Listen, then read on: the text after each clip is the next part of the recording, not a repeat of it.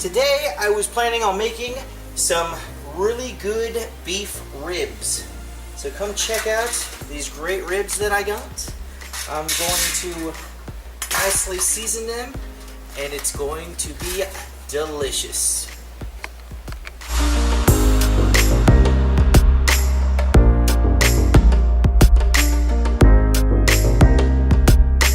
Alright guys, well I'm going to start off by doing a dry rub on these ribs. So what I'm going to do first is I'm actually going to prepare these ribs. So let's cut this open, get these nice guys out of here.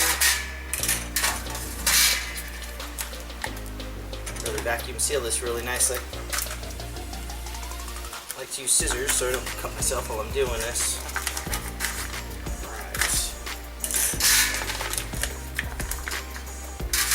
So once you get the ribs out, what you're going to want to do, I'm going to take them here. Now these are going to be too big. There's 2, 4, 6, 7. So what we'll do is we'll take a knife, we'll cut them basically in half. Because we have a rib rack that we want to put them on. So what we're going to use today, we're going to do 2 different types of dry rub. I have this salt lick dry rub that I'm going to do right here. And all you do is take off the top. We're going to coat both sides heavily. There you go. Rub that in there. Make sure it comes out looking really nice and done. There. Perfect. Alright, then we're going to flip that over. Get to the next meaty side. Also do another full layer of dry rub.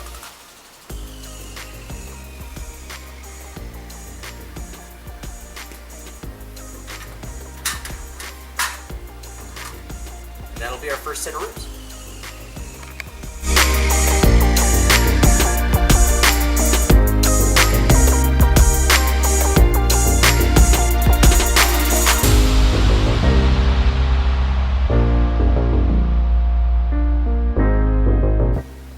For the second set of ribs, we're going to basically do the exact same thing.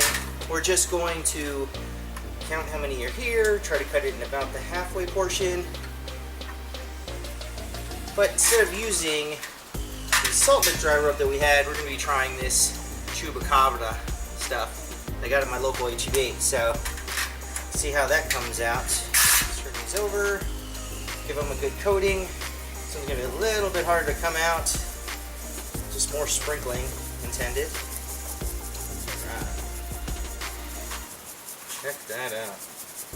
Now, like I say, you want to make sure that you coat it heavily. You want all the pieces to have as much spice on it as possible. These are what they call dry rubs, so you're going to want to make sure that they're completely coated. I'm going to end up putting these in the PK grill smoker here in a little bit, and it's going to make sure that these things come out spectacular. Alright.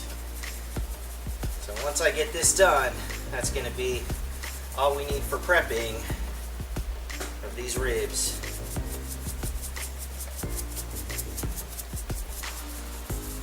Perfect. And that's how the second set of ribs are going to look.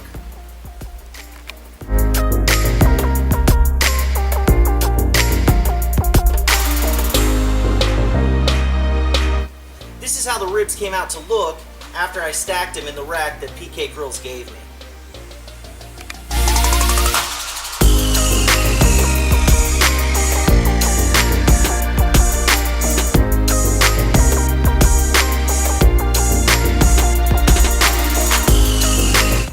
Next we're going to take my Igrill2 Meat thermometer and we are going to get a probe off, and from these probes we'll just take one of these out.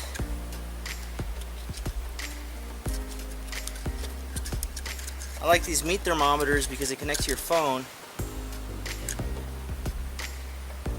Plug it all in right here. Boom. And plug it right into our meat. You want to make sure that you get as close to the center of the meat as you possibly can.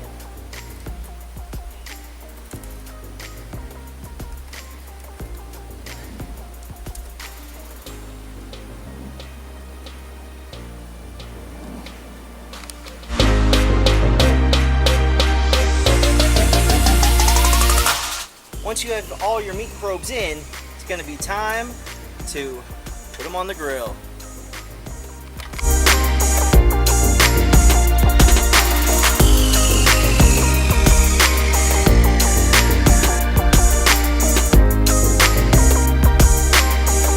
Once you've placed the ribs in the grill, you're going to want to put them away from the fire and let them cook to about 150. Close it up and just wait for the Igrill to tell you it's about 150.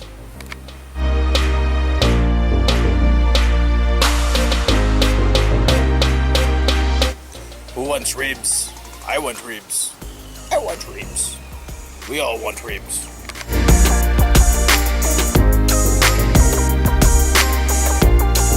I'm also going to put some drumsticks on the grill.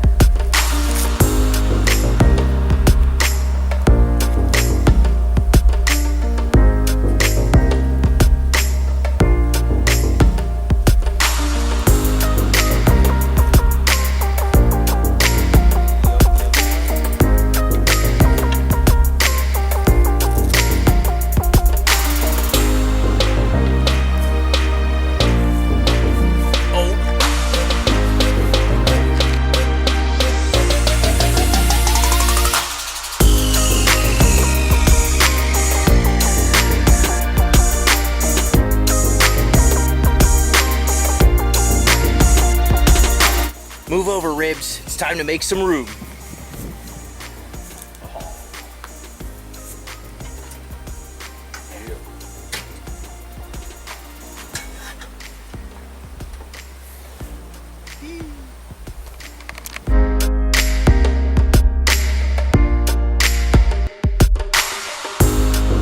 Had to move that thing around to make it close, but got it to work. Man, I love this PK360.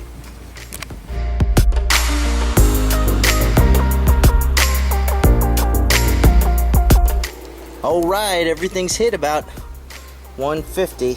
I don't know if you could see it, but it's all hitting about 149 and 150. Let's look at these ribs. Oh man, whew, it steamed up my lens.